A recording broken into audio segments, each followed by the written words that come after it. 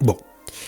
Quand j'ai envisagé d'écrire la vidéo que vous vous apprêtez à regarder, je me suis dit que ça allait être assez simple et qu'on allait simplement, sans payer une bonne tranche, rigoler comme des baleines pendant 10 minutes, puis passer à autre chose. Mais plus j'ai réfléchi à la question, plus elle a éveillé chez moi des sentiments ambivalents. Aujourd'hui, je vous propose de découvrir celle qui est peut-être la pire chanteuse de l'histoire de la musique, qui a peut-être bien inspiré le personnage de la Castafiore dans les aventures de Tintin, mais qui est peut-être aussi morte des moqueries dont elle a fait l'objet.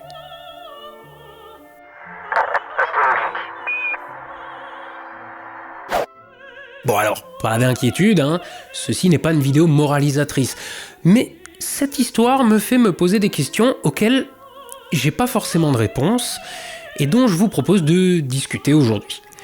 J'aime autant vous dire que l'espace commentaire vous est grand ouvert. Et donc, parlons un peu de Florence Foster Jenkins. Je l'ai découverte de manière assez ironique dans une chanson de la française Juliette. Si vous connaissez pas et que vous aimez la chanson française avec du gros texte bien écrit, foncez. Alors, je vais pas vous mettre d'extrait parce que je tiens ma monétisation, mais dans sa chanson Casserole et Fossé, qui est une ode aux gens qui chantent faux, elle dit ceci.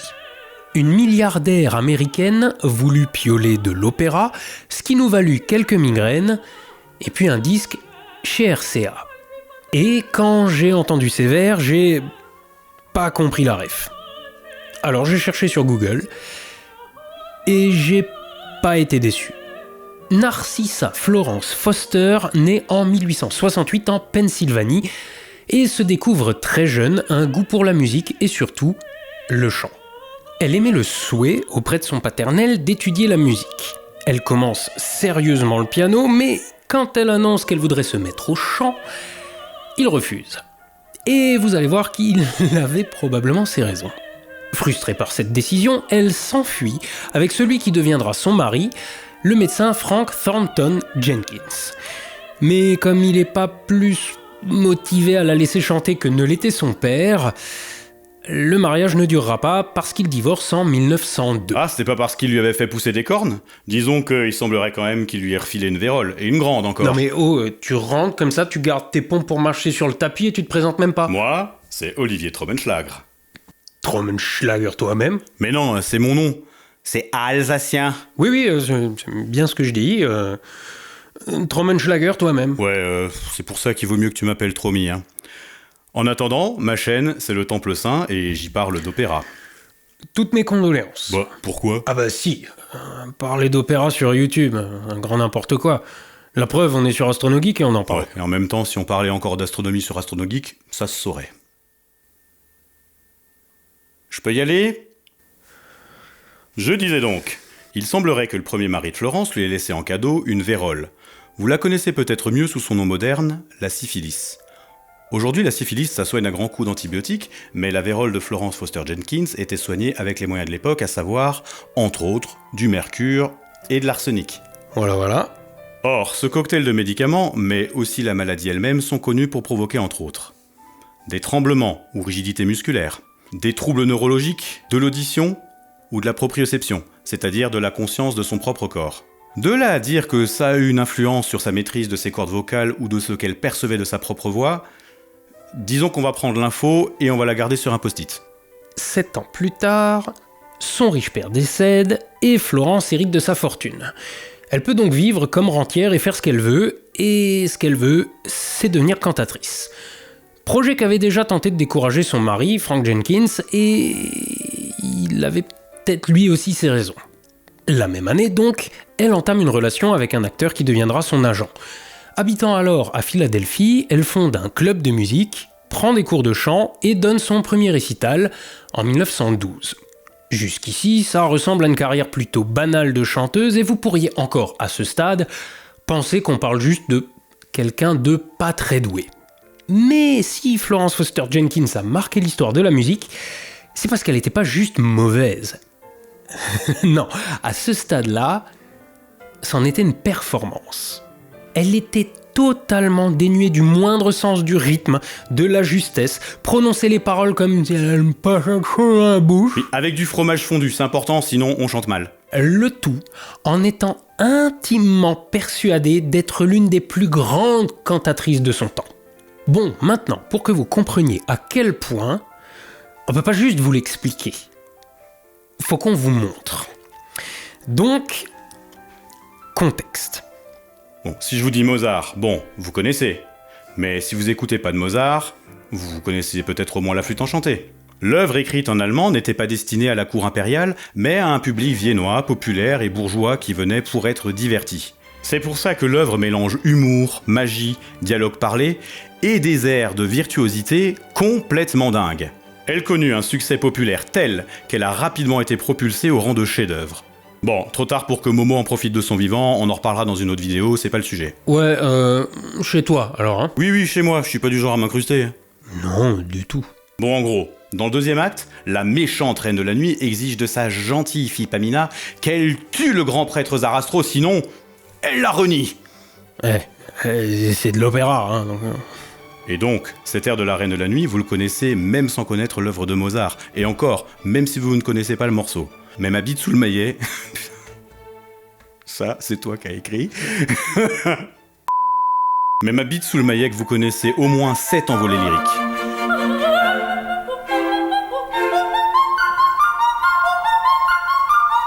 Bon, pour chanter ce truc, faut pas être un neuneu. Enfin, une neuneu. Les chanteurs se distinguent entre autres par leur tessiture. En musique, la tessiture, ou encore le registre si vous parlez d'un instrument, c'est en gros l'ensemble des notes que vous pouvez faire avec, sans forcer. Par exemple, si vous coincez les couilles de péage dans la porte de la douche, la note qu'il parviendra à vous sortir fera sûrement pas partie de sa tessiture. Péage qui est venu voir la flûte enchantée dans laquelle je chantais à Versailles l'année dernière. Ouais. Donc en gros, les chanteurs se distinguent par les notes qu'ils sont capables de chanter. Et de ces capacités naît carrément une identité, en quelque sorte. Vous avez du plus grave au plus aigu, les basses, les barytons et les ténors pour les mecs, et pour les filles, les altos, mezzo-sopranos et au-dessus, les sopranos. Et oui, ça peut être très agréable quand les sopranos sont au-dessus. Bon, évidemment, on n'est pas là sur une science exacte. 200 guitares Yamaha fabriquées à la chaîne auront toutes strictement la même tessiture et la même sonorité. Mais comme tous les êtres humains sont différents, et qu'ils ont tous des cordes vocales ou encore un larynx unique, il faut s'attendre évidemment à ce que physiologiquement ils ne soient pas capables d'exactement les mêmes choses. La longueur et l'épaisseur des cordes vocales, l'anatomie de la gorge, de la bouche, de la langue, des sinus, en gros, tout ce qu'on a là-dedans rentre en ligne de compte dans la capacité intrinsèque d'un chanteur à aller chercher, ou pas, telle ou telle note. Et tout ça bien sûr sans parler du travail musculaire et technique qui va lui aussi façonner non seulement la façon de chanter, mais aussi l'instrument.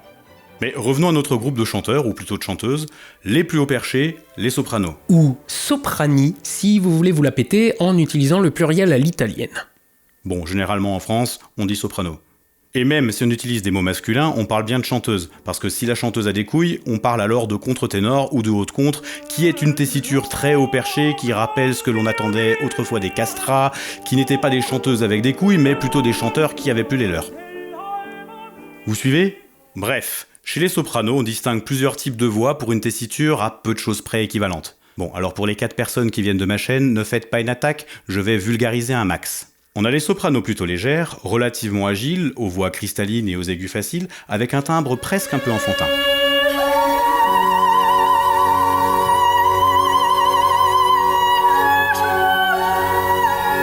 Ensuite, vous avez les sopranos lyriques, agiles quand même, mais avec un peu plus de chair. On dira plutôt des femmes, jeunes souvent, mais vraiment femmes quand même.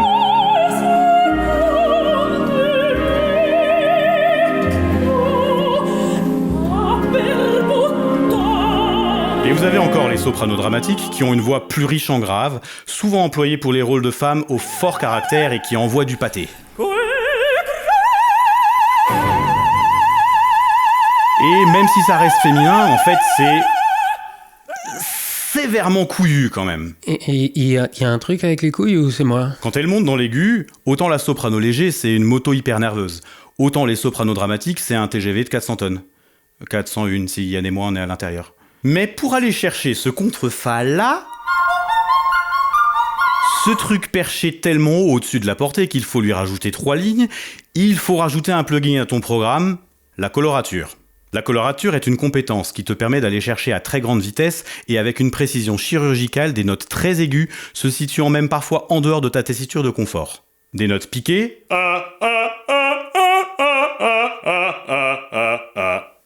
des vocalises rapides, ou des notes extrêmes. Si chaque tessiture, masculine ou féminine, comporte des rôles qui requièrent ces compétences, la majorité de ces rôles de colorature sont écrits pour des sopranos qui en font une spécialité et se font donc appeler soprano-colorature. Oui, à l'opéra on se fait pas forcément plus chier avec les noms qu'en astro.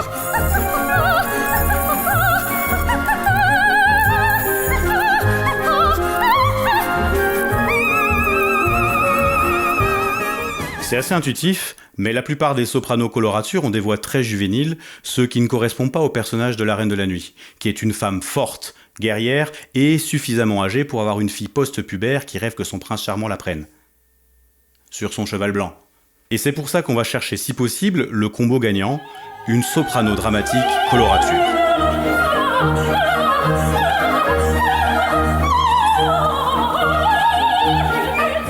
Une soprano, capable de chanter avec assez de puissance les notes les plus graves de l'air, puis d'aller chercher les vocalises, les notes piquées, et c'est foutu contrefat tout en haut de la portée. Ce truc plus aigu que le bruit que fait PH quand il se coince les couilles dans la porte de la douche. Bien évidemment, comme je l'ai dit, chaque glotte étant unique, c'est plus subtil que ça, la question de savoir si la reine doit être chantée par une colorature ou une dramatique colorature. Mais dans le fond, tant que les compétences techniques sont suffisamment présentes pour y arriver au moins 99% du temps, c'est envisageable. Au final, le choix ne se fait pas tant pour cette note-là qui, tant qu'elle est bien faite, sera entendue quoi qu'il arrive tellement elle est aiguë, que pour le reste de ce qu'il y aura à chanter. Par exemple, à la fin de l'air, quand la reine répète « Hurt !» Hurt! Hurt! Avec cette note tenue et l'orchestre qui du coup envoie le pâté en dessous, souvent c'est là que si t'as pas une voix assez charnue, ça perd en saveur. Et on parle même pas du premier air, moins célèbre mais tout aussi difficile, et plus central et qui demande donc lui aussi un minimum de couilles, de corps, tout en ayant aussi un contrefait d'ailleurs. Mais bon, pour faire simple, cet air est un exercice très difficile, très technique, et dans lequel il faut malgré tout faire passer l'essentiel, à savoir de l'émotion. Bref, un air accessible uniquement à celles ayant travaillé suffisamment, consciencieusement et efficacement. Bon, c'était très technique tout ça, mais je voulais que vous preniez conscience du fait que on se lance pas dans cet exercice n'importe comment. Et là, il est temps de reparler du sujet de cette vidéo, Florence Foster Jenkins. Voici l'envolée lyrique de la Reine de la Nuit.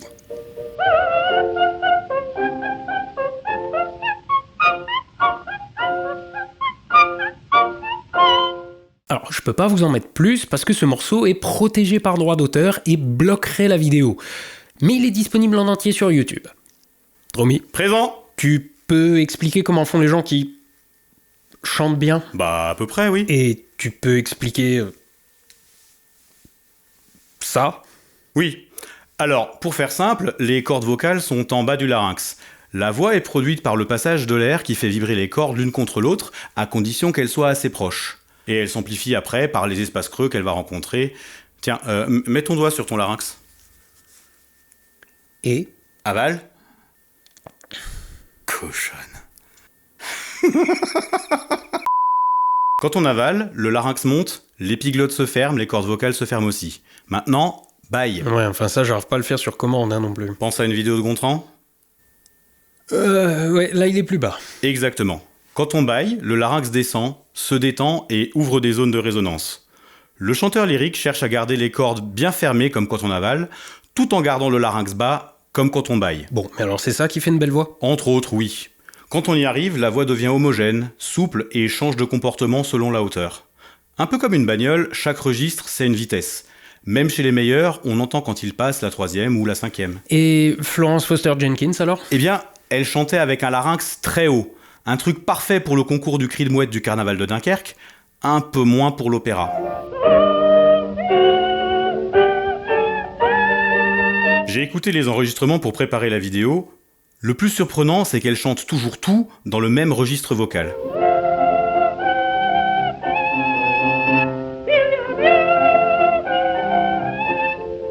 Un peu comme Tata Simone qui roule tout le temps en deuxième. La voiture fume, mais elle est tranquille. Et là, effectivement, la voiture fume. Cherchez sur YouTube Florence Foster Jenkins et vous trouverez immédiatement les enregistrements qu'elle s'est payés grâce à sa fortune. Ouais, parce que aujourd'hui, n'importe qui peut se faire un home studio, mais pas dans les années 20 ou 30. Florence Foster Jenkins ne doit sa carrière qu'à son pognon. Et vous n'avez évidemment pas besoin d'avoir la moindre notion de musique pour apprécier ce massacre. C'est faux, c'est pas en place. On sent que le pianiste qui l'accompagne fait des efforts surhumains pour compenser son manque total de rythme. Mais, c'est comme un nanar au cinéma. Vous savez, ces films tellement mauvais qu'ils en trouvent leur public. D'ailleurs, je vous lâche un scoop. Sébastien de Vous avez le droit est un fan de Florence Foster Jenkins. Alors d'une part, c'est pas vrai, et ensuite je t'avais dit de ne pas le répéter. Ouais, en même temps, ils ont dû sortir ensemble, puis il garde une certaine tendresse pour son amour de jeunesse. Même si Tricotine miaule moins faux, je pense. Et c'est peut-être là le malheur de Florence Foster Jenkins. Toujours grâce à sa fortune, elle ne se produit que dans des salles privées, avec un public, disons, trié sur le volet. Et donc, les retours qu'elle reçoit sont soit ceux élogieux de ses copines qui devaient avoir un goût discutable ou être trop obséquieuses pour contrarier leurs riches copines, soit ceux de critiques qui, disons, jouaient de subtilité. Bon, par exemple, vous allez me dire que cette vidéo part dans tous les sens, mais vous connaissez le vin La Villageoise ? L'espèce de torboyau vendu en bouteille en plastique. Si vous cherchez des critiques, vous trouvez ça. Il faut tout essayer pour ne pas mourir idiot. Sans doute la plus grande expérience œnologique qui m'ait été permis de vivre. En plus, à 11%, on peut remplir son verre jusqu'au bord. Merci Carrefour. Un bon torboyau à siroter entre amis sous un pont de la Seine. Tout amateur de vin se doit de goûter ce cru exceptionnel dans la vie. Ce vin a sauvé la vie de mon meilleur ami qui venait de se prendre une balle. La désinfection a été rapide et quand j'ai voulu l'emmener à l'hôpital, plus d'essence. Heureusement, la villageoise m'a donné un coup de boost à mon véhicule. On sent bien les coteaux ensoleillés, à moins que ce ne soit les fils de fer de la vigne qui ont été mis dans le pressoir avec le raisin. Depuis l'ouverture de la bouteille, même les acariens de la cuisine se sont barrés. Qualité-prix, rien à redire. La cuite la plus rentable, si vous voulez vous mettre une caisse pour pas cher, c'est le bon choix. Il a des qualités qu'aucun grand cru ne saura égaler. Sa bouteille est solide et résistera bien aux chutes de la vie quotidienne. Il est facile à ouvrir et vous pourrez réutiliser le récipient pour fabriquer un tue-guêpe. Ou dans le même genre. Vous vous rappelez la chanson de Renaud, Corona Song ? Coronavirus. Connard de virus. En fait, ce qui est mémorable dans cette chanson, c'est ni la chanson, ni le clip. C'est l'espace commentaire. Il y a des chansons qui te donnent à la fois l'envie de boire et d'arrêter l'alcool. Je l'ai mis en réveil pour 7h du mat, je me réveille automatiquement à 6h30. J'écoute cette chanson en boucle et miraculeusement, mes enfants ont finalement décidé de prendre leur propre appartement. Bravo au ministère de la Santé pour ce merveilleux clip contre l'alcoolisme. Cette chanson est tellement bien que mes voisins ont jeté un pavé dans ma fenêtre pour mieux l'entendre. J'ai mis cette musique en voiture en partant en vacances, mon chien m'a abandonné sur une aire d'autoroute.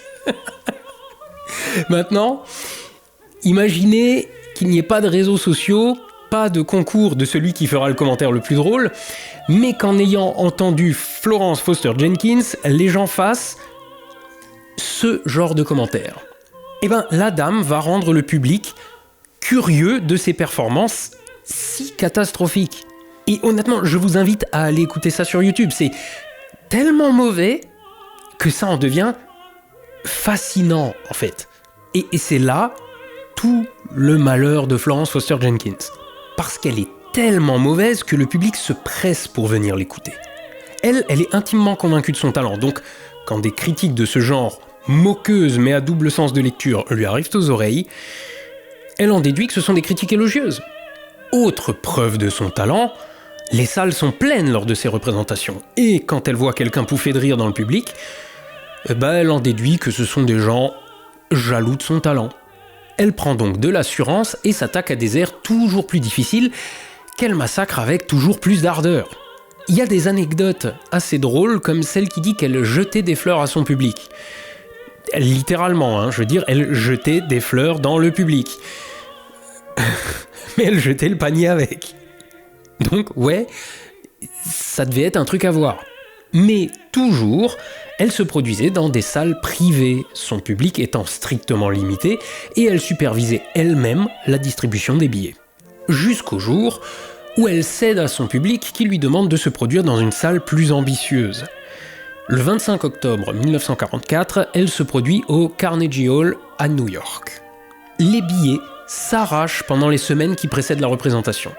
Des célébrités font partie du public, acteurs, chanteurs d'opéra, compositeurs, chefs d'orchestre. Tout le gratin est là pour entendre la fameuse Florence Foster Jenkins. Et, comme la représentation est cette fois-ci ouverte au public, s'invitent aussi à la fête les critiques de presse. Et c'est là que mon sentiment sur cette histoire devient, je vous le disais, ambivalent. Évidemment, le public rit. Mais il ne rit pas avec elle, il rit d'elle. Et les critiques la défoncent.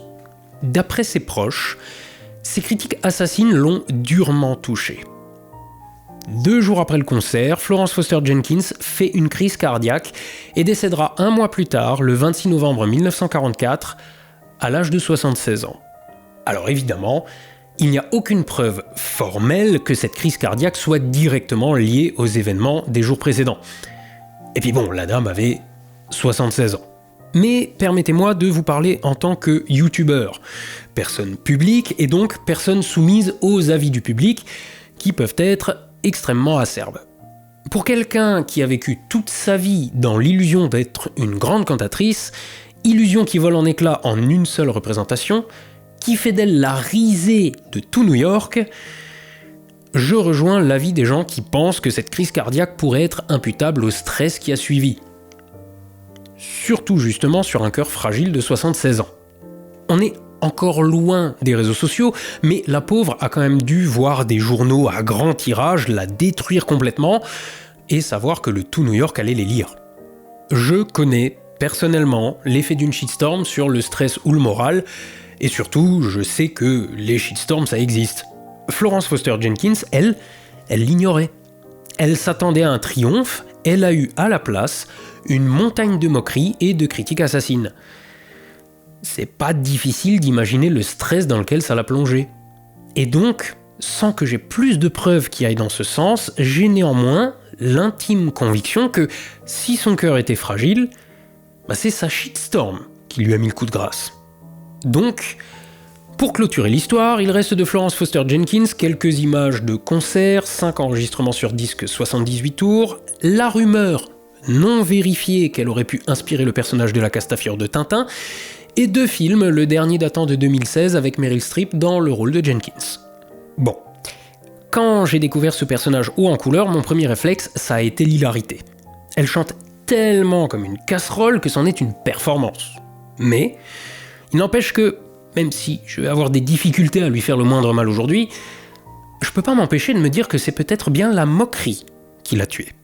Donc, comme je vous l'ai dit, loin de moi l'idée de vous faire la morale sur les moqueries en ligne, mais ça me fait, moi, me poser des questions que je voudrais partager avec vous et dont je vous invite à débattre en commentaire. Qu'on soit bien d'accord, j'ai pas de réponse arrêtée. Je pose des questions, c'est tout. D'abord, c'est pas la première fois que je le dis, mais est-ce qu'il vaut mieux une vérité crue ou un mensonge qui rassure ? Est-ce que l'entourage de Jenkins aurait dû lui dire froidement qu'elle chantait comme une poubelle, plutôt que de nourrir ses illusions à grands coups de compliments obséquieux ? On notera que 2 personnes dont on peut supposer qu'elle lui voulait au moins un peu de bien, son père et son mari, l'ont découragée de chanter. Aurait-il mieux valu briser ses rêves d'opéra ou la laisser se ridiculiser ? Le bonheur de Florence Foster Jenkins, brisé à la toute fin de sa vie, n'était-il qu'une illusion ? Et qu'est-ce que ça raconte de nous, le public ? Non, parce que les critiques du vin La Villageoise, moi, ça me fait pleurer de rire, comme les commentaires sous la vidéo de Renaud. Mais même si j'en pleure de rire, je peux pas m'empêcher de me mettre à la place des concernés. Certes, c'est drôle d'en rire, tout comme c'est drôle de rire des milliers de vidéos en ligne où des gens se prennent des gamelles magistrales. c'est drôle de transformer en mème n'importe quelle célébrité qui fait un truc bizarre. For sure. Mais qu'est-ce qui se passe quand ces gens n'ont pas conscience d'être ridicules ? Comme Jenkins. Je suis sûr aussi que Renaud se persuade que les commentaires sous sa vidéo ne sont que l'œuvre de gens jaloux. Idem. Les gens qui font un truc particulièrement ridicule mais qui postent quand même la vidéo, ont-ils conscience qu'ils passent pour des débiles ? Est-ce qu'ils se moquent de la vie des autres ? N'en ont juste rien à foutre ? Ou bien n'en ont pas conscience ? Les gens qui ont fini dans les What the Cut d'Antoine Daniel, pensaient-ils avoir mis un chef-d'œuvre en ligne avant de se faire déglinguer ? Et du coup, les gens qui font des trucs complètement nazes, est-ce un service à leur rendre que de leur dire que c'est bien pour les préserver de la critique ? N'est-ce pas juste retarder et aggraver le moment où ils buzzeront et se prendront un tombereau de moquerie qui pourrait les détruire psychologiquement ? Alors, je pense bien qu'un gamin de 4 ans qui te montre son dessin, bon, vaut mieux lui dire que t'es fier de lui, mais un adulte, est-ce que c'est un service à lui rendre que d'encenser sa merde ? Et concernant les moqueries en elles-mêmes, se moquer aux dépens de quelqu'un, c'est ce que d'aucuns appellent de l'humour oppressif. Mais bon, je suis désolé, ça me fait rire, même si j'ai conscience qu'en face, quelqu'un subit ces moqueries. Je dirais bien qu'il suffit de se contenter d'humour non oppressif, mais en général, il est à peu près aussi fade qu'une feuille de salade crue. C'est con à dire, mais l'humour qui fait rire se fait aux dépens de quelque chose ou de quelqu'un. Alors on fait quoi ? Je pense aussi au cas du drama Villebrequin. Le conte de Mantes et Christo, c'est un coup de génie. C'était drôle. Et en face, Pierre Chabrier a probablement pris le pire harcèlement de l'histoire du YouTube francophone. Harcèlement en grande partie constitué de moqueries, qui pour certaines étaient très drôles. Il est là, le sentiment ambivalent dont je vous parlais. D'un côté, les concours de commentaires sont souvent hilarants, mais me font aussi de la peine, sincèrement, pour ceux qui sont les dindons de la farce. Et je me dis qu'en avoir conscience ne m'absout en rien. Mais en attendant, je peux pas non plus, m'empêcher de trouver ça drôle. Je peux pas lire un truc et décider de ne pas le trouver drôle. Je peux dire que certaines choses ne me font pas rire, mais en parallèle, c'est une réaction presque réflexe que de pouffer de rire après avoir lu quelque chose que je trouve drôle. Je me dis pas intérieurement « Ah tiens, c'est drôle, maintenant je vais rire ». Non, j'en ris, juste spontanément. Mais alors, est-ce que rire d'une moquerie ou d'une vidéo où quelqu'un se gamelle, ça fait de moi un psychopathe ? Et qu'est-ce que je dois faire du fait que je ris et que la seconde d'après, j'éprouve de l'empathie pour cette personne ? Je suis un semi-copathe ? J'aimerais me dire que le problème peut se résumer aux réseaux sociaux, à l'effet de meute, mais il n'y avait pas de réseaux sociaux à l'époque de Jenkins. Juste la presse et le bouche à oreille. Alors, est-ce que le problème c'est que ces moqueries arrivent aux oreilles du concerné ? Pourtant, la réalité ne cesse pas d'exister quand on n'a pas conscience d'elle. Est-ce qu'être le sujet de moqueries sans le savoir est vraiment une situation enviable ? Alors, est-ce que le problème se situe du côté du volume des moqueries ? Que quelques-unes sont acceptables, mais pas des milliers ? Sauf que ça se décide pas. Surtout concernant une célébrité. Ou alors est-ce que le problème c'est de participer ? Alors, bon, oui. Mais quand bien même personne ne participe, il suffit qu'une personne fasse un bon mot pour soulever l'hilarité générale quand même. Du simple fait de lire ou entendre la dite remarque. Est-ce que le problème, ça serait pas le premier cercle autour de l'artiste, qui, plutôt que de le brosser dans le sens du poil, devrait juste lui dire qu'il ou elle fait de la merde, et qu'il s'expose aux moqueries s'il se présente en public ? Comme l'ont très probablement fait, et sûrement avec bienveillance, le père et le mari de Jenkins. Ou alors, est-ce que le problème ne se situe pas à la racine ? Chez des gens qui sont incapables d'avoir du recul sur leur production, quelle qu'elle soit, et se persuadent d'être talentueux, alors qu'il y a forcément au moins toujours une personne pour émettre au moins des réserves là-dessus. Des gens incapables d'entendre qu'ils sont nuls, même quand on leur dit frontalement avec bienveillance, qui préfèrent se bercer d'illusions, qui vont à l'encontre des recommandations qui leur sont faites, mais qui seraient donc les premiers responsables le jour où ça leur pète à la gueule ? Bon, mais alors quoi ?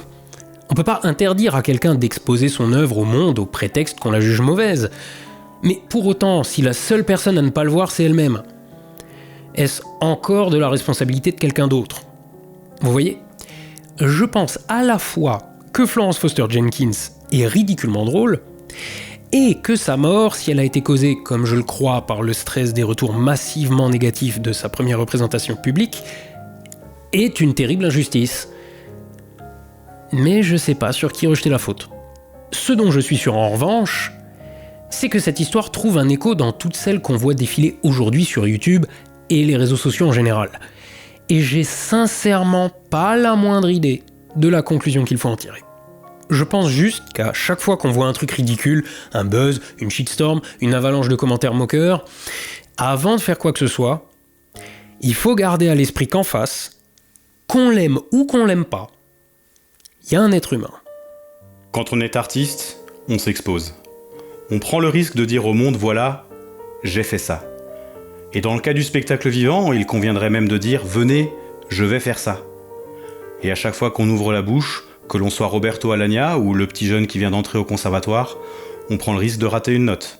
Et une fois qu'elle est ratée, elle est ratée.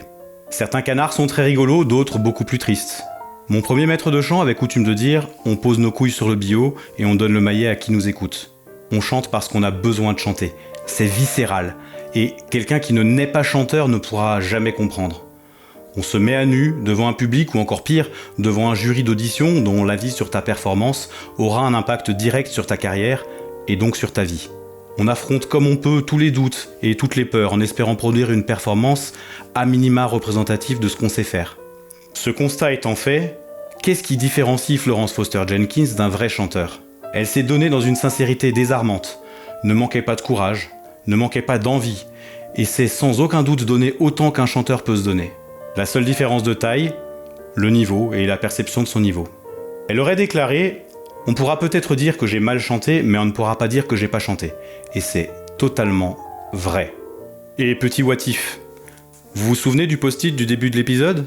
Quelle chanteuse serait-elle devenue si elle n'avait pas chopé la syphilis et eu à subir les conséquences à la fois de la maladie et du traitement ? Aurait-elle été le modèle à suivre pour la jeune Maria Callas ? Ou aurait-elle été simplement Florence Foster Jenkins quand même ? J'ajouterais que de croire qu'il y a d'un côté Foster Jenkins et de l'autre tous les autres chanteurs qui se rapprochent plutôt de Pavarotti, ça serait complètement faux. On croise des Foster Jenkins à chaque audition ouverte, à chaque concours. La plupart du temps, l'argent en moins.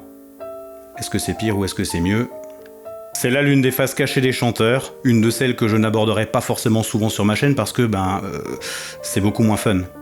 Donc merci à Arnaud de m'avoir invité pour pouvoir m'épancher un peu. Il y a une expression bien connue qui dit « la critique est facile, l'art est difficile ». Et bien souvent, les premiers à se moquer d'une demi-performance sont ceux qui ne seraient même pas capables d'en réaliser le quart. Quelque part, est-ce que le seul fait d'oser se rendre vulnérable en s'exposant ne mérite pas déjà au moins le respect ? En parlant de t'exposer, la chaîne de Tromy est juste là, et ça parle de joints d'étanchéité, de conduits d'évacuation, de climatiseurs de morgue. Non, bien sûr, ça parle d'opéra. Avec fun.